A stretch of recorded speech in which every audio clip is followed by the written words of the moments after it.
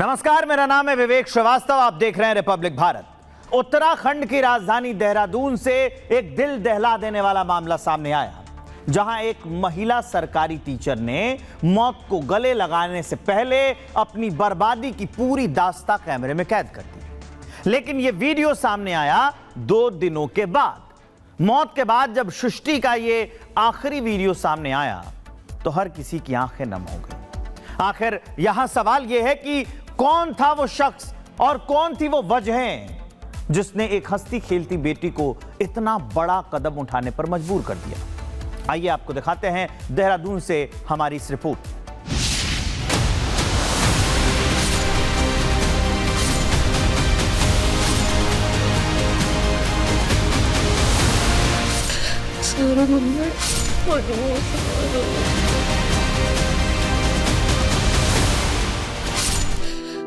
ये सिर्फ एक सारे मम्मी सारी घटना सारी रुचि मैं ऐसे जा रही हूँ बट अब सब बहुत अजीब सा हो गया। 6 महीने से सह रही हूँ, अब और सहा ही नहीं जाता। इन लोगों की सोच कभी चेंज ही नहीं हो सकती। सब सुनाते रहते हैं शादी के बाद हुआ, शादी के बाद हुआ। मनोज सरकारी टीचर रही सृष्टि कंडारी की शादी देहरादून के हर्रावाला में सचिवालय में तैनात निजी सचिव सौरभ खत्री से हुई। नवंबर 2025 में हुई शादी के कुछ दिनों के बाद ससुराल वालों ने उसे तरह तरह से प्रताड़ित करना शुरू किया। आरोप है कि ससुराल वाले उसे मनहूस और अशुभ कहते थे और लगातार सताते थे। मायके वालों का आरोप है कि दहेज के लिए भी उसे परेशान किया जाता था। ससुराल वालों की प्रताड़ना झेलती रही, सहती रही, पूरी कोशिश की कि हालात को बदल सके, लेकिन जब हिम्मत जवाब दे गई तब उसने वो कदम उठाया जिसके बाद कुछ नहीं बचता। मैं ऐसे जा रही हूँ। इधर जैसे ही ये मामला सामने आया और सृष्टि की वीडियो वायरल होते ही हड़कंप मच गया। पुलिस तुरंत एक्शन में आई। 2 आरोपी पति और ननद को गिरफ्तार कर लिया। दोनों को कोर्ट में पेश किया गया, जहां आरोपी पति सौरभ खत्री और ननद चारू को 14 दिन की न्यायिक हिरासत में भेज दिया गया। कहेंगे आप लोगों ने क्या मरने पर मजबूर किया है? सौरभ, सृष्टि को मनहूस कहकर आप बोलते थे। सौरभ आप कुछ कह सकती हैं? आपने क्या मरने पर मजबूर किया सृष्टि को? सौरभ मनहूस आप बताते थे आप लोग क्या? सौरभ आप बोल सकते हैं? देखिए यहाँ पर अभी सौरभ खत्री और जो उसकी बहन चारू को अभी पेशी के लिए लाया गया था और फिलहाल जेल भेज दिया गया है। कुछ भी बोलने से इनकार कर रहे हैं। साफ तौर पर बड़ा सवाल यह है कि एक 8 महीने पहले जो लड़की शादी के बंधन बनकर आती है, उसे क्या अंधविश्वास के चक्कर में मनहूस बताकर इस कदर टॉर्चर किया गया कि वो जिंदगी को खत्म करने पर मजबूर हो गई। जिस उम्र में सपने पूरे होने चाहिए थे, उस उम्र में सृष्टि की आंखों में सिर्फ दर्द दिखाई दे रहा था। अब सृष्टि इस दुनिया में नहीं है, लेकिन पीछे छोड़ गई है कई सवाल, जिसका जवाब उसका परिवार, उसके अपने और पूरा समाज तलाश रहा है। हाई प्रोफाइल होने के चलते सृष्टि कंडारी की मौत की खबर से उत्तराखंड में हड़कंप मचा है। महिला आयोग ने इस मामले पर स्वतः संज्ञान लिया है और पुलिस अधिकारियों से बात की। और ये बहुत ही दुर्भाग्यपूर्ण है, बहुत ही कि बेटी का इस तरह से, पढ़ी लिखी बेटी, एक शिक्षिका बेटी ने इस तरह से सुसाइड करने का निर्णय लिया। उनके विरुद्ध कठोर कार्रवाई होगी, आयोग बार बार कह रहा है। और सभी पुलिस अधिकारियों से मेरी बात हो रही है कि इसमें जांच होनी चाहिए और जांच के बाद ही निश्चित ही जो भी दोषी हैं उन्हें कठोर कार्रवाई उनके विरुद्ध की जानी चाहिए। फिलहाल पुलिस पूरे मामले की जांच कर रही है। मौत की वजह, वीडियो का समय और उससे जुड़े हर पहलू की पड़ताल की जा रही है। सृष्टि अब लौट कर नहीं आएगी, लेकिन उसकी आंखों के आखिरी आंसू इंसाफ का इंतजार करते रहेंगे, तब तक जब तक कानून उनके गुनहगारों को उनके अंजाम तक नहीं पहुंचा देता। भरोसे के रिश्ते जब लालच की भेंट चढ़ जाते हैं तो किस तरह एक कारोबारी पार्टनर ही जान का दुश्मन बन बैठता है, इसकी एक खौफनाक दास्तान महाराष्ट्र के वसई से सामने आई है। 32 करोड़ के लेन देन और कंपनी पर कब्जे के लिए रची गई इस साजिश के खुलासे ने हर किसी को हैरान कर दिया है। आइए जानते हैं कैसे पुलिस की तकनीकी जांच और उत्तर प्रदेश तक बिछाए गए जाल ने इस सनसनीखेज साजिश का पर्दाफाश किया।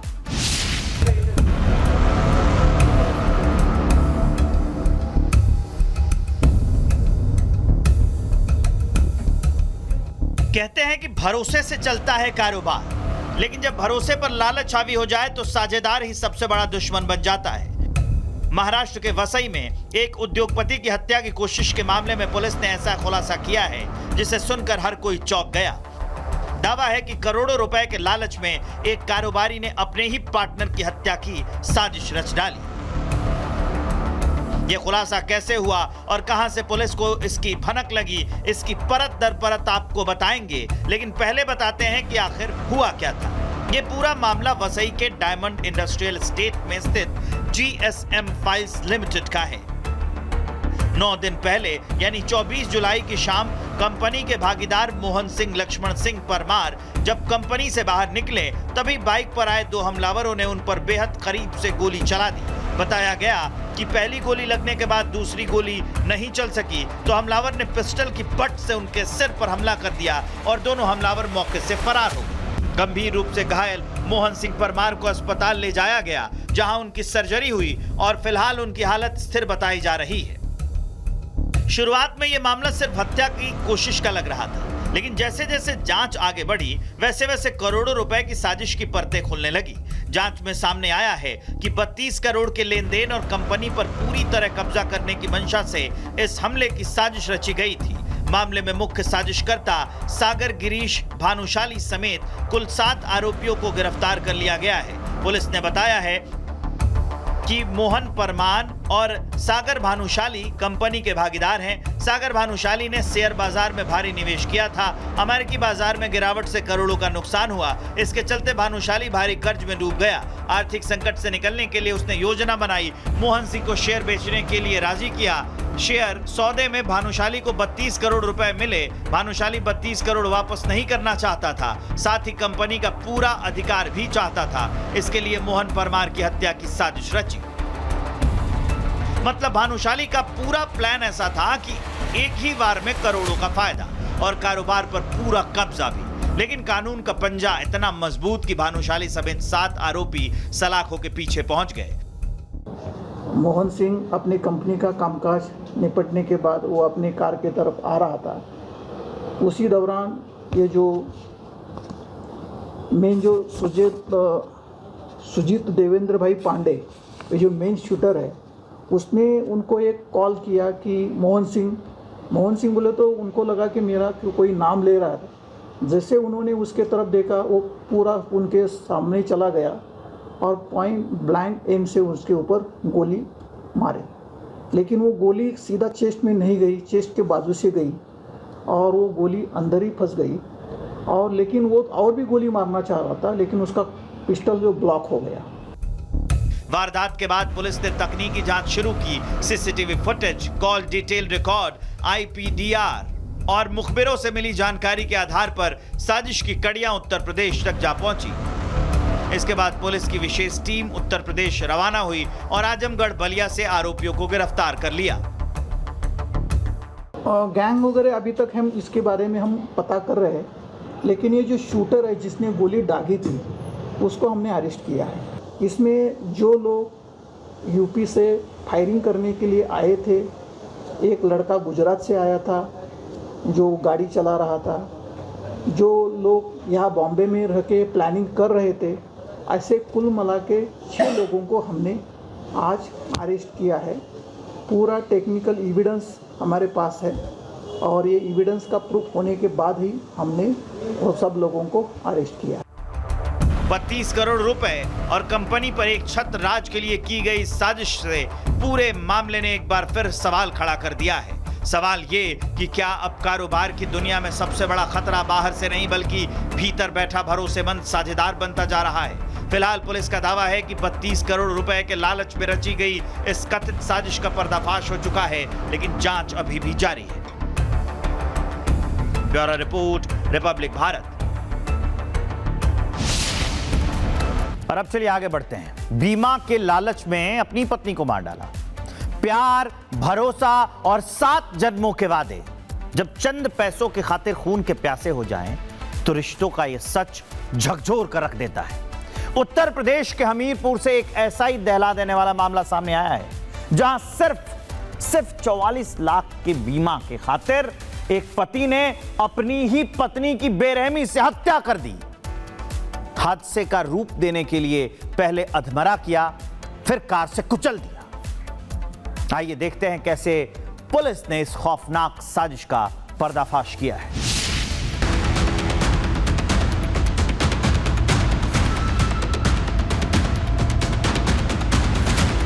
प्रेम, भरोसा और साथ निभाने के वादे। यूपी के हमीरपुर में इन तीनों शब्दों का अंत बेहद दर्दनाक तरीके से हुआ। 2 साल पहले जिस महिला ने प्रेम पर भरोसा करके अपना घर बसाया था, उसे शायद अंदाजा भी नहीं होगा कि एक दिन वही पति उसकी मौत की पटकथा लिख देगा। प्रेम विवाह करने वाली रीता की जिंदगी का अंत उसी शख्स के हाथों हो गया जिसके साथ उसने नई जिंदगी शुरू की थी। आरोप है कि 44 लाख रुपए के बीमा की लालच में पति ने अपने 3 साथियों के साथ मिलकर पत्नी की बेरहमी से हत्या कर दी। पुलिस ने जब जांच शुरू की तब साजिश की एक-एक परत खुलती चली गई। पुलिस ने बताया कि पहले रीता को लाठी डंडों से बेरहमी से पीटा गया, पीट कर उसे अधमरा कर दिया गया। इसके बाद रीता को हाईवे ले गए, सड़क पर कार से उसे कुचल दिया ताकि पुलिस इसे सड़क हादसा समझे। 44 लाख की बीमा की रकम आसानी से मिल जाए। पुष्पेंद्र सोनी है, अभय सिंह हैं और एक व्यक्ति है जो अमित गुप्ता, जो कि इस मृतका का चचेरा भाई है। ये तीनों भी वहीं जरौली में एक साथ रहते थे। सबने पुष्पेंद्र सोनी से काफ़ी पैसा उधार ले रखा था। पुष्पेंद्र सोनी द्वारा अपने पैसे की मांग की जाती थी और इधर अमर सिंह भी इनके संपर्क में 3-4 सालों से था। तो सबने मिल करके एक सुनियोजित षड्यंत्र के तहत इस महिला का पहले बीमा कराया और बीमा कराने के पश्चात एक सुनियोजित षड्यंत्र के तहत इस महिला को यहाँ पे ले आए और गाड़ी, एक अर्टिगा गाड़ी है, उस अर्टिगा गाड़ी को चढ़ा करके इस महिला की हत्या की गई। हत्या के बाद आरोपी पति खुद थाने पहुंचा और पत्नी की गुमशुदगी की शिकायत दर्ज कराने लगा, लेकिन पूछताछ के दौरान उसके जवाब बार-बार बदलते रहे। यहीं से पुलिस को शक हुआ। पुलिस ने जब तकनीकी साक्ष्यों और पूछताछ का दायरा बढ़ाया तो पूरी साजिश सामने आ गई। पुलिस ने आरोपी पति समेत 4 आरोपियों को गिरफ्तार कर लिया।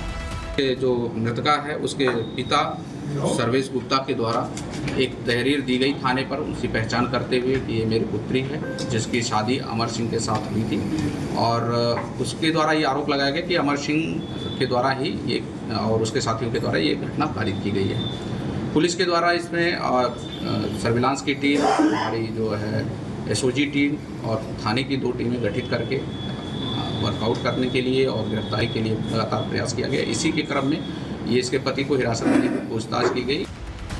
पोस्टमार्टम रिपोर्ट ने भी हादसे की कहानी पर सवाल खड़े कर दिए। रीता के शरीर पर 12 से ज्यादा चोटों के निशान मिले।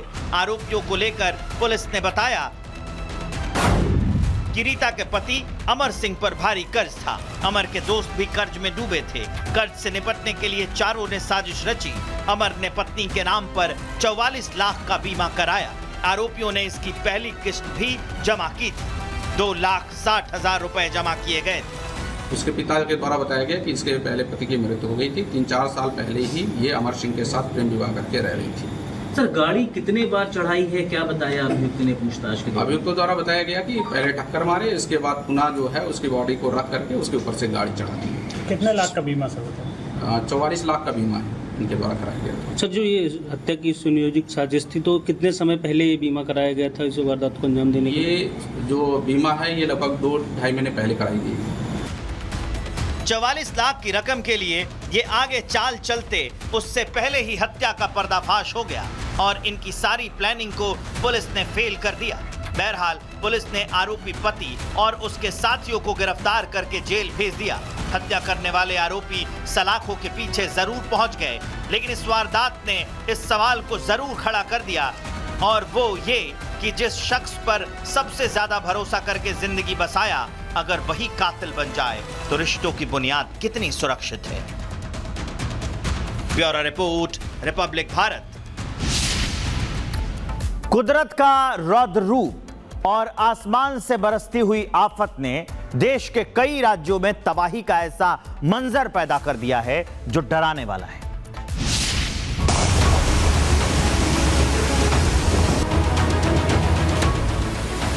आसमान से बरसती आफत, सड़कों पर बहता सैलाब और हर तरफ सिर्फ पानी ही पानी। जहां कुछ जगहों पर मानसून राहत दे रहा है तो वहीं कई जगहों पर यह आफत बन चुका है। कहीं सड़कें समंदर बन गई हैं, कहीं पहाड़ दरक रहे हैं, तो कहीं घरों में पानी घुस गया है, तो कहीं जिंदगी बचाने के लिए लोग छतों पर रात गुजारने के लिए मजबूर हैं।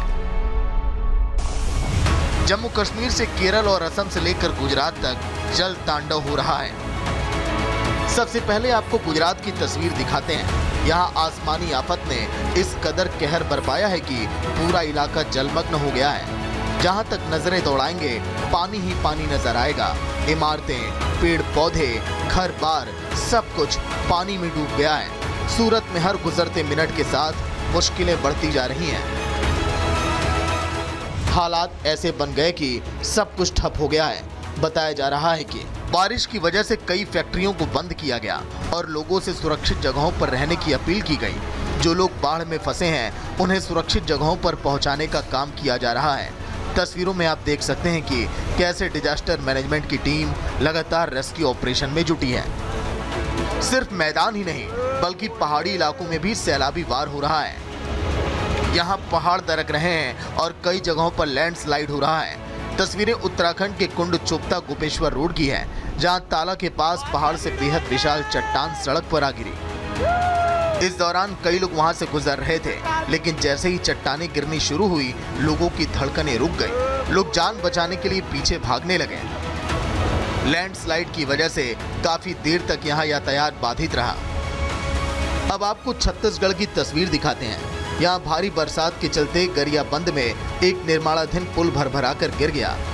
ये पुल छत्तीसगढ़ को उड़ीसा से जोड़ने वाला था। बताया जा रहा है कि ये पुल 9 करोड़ की लागत से तैयार किया जा रहा था, लेकिन मुसीबत की बरसात के चलते देखते ही देखते ये पुल उदंती नदी में समा गया।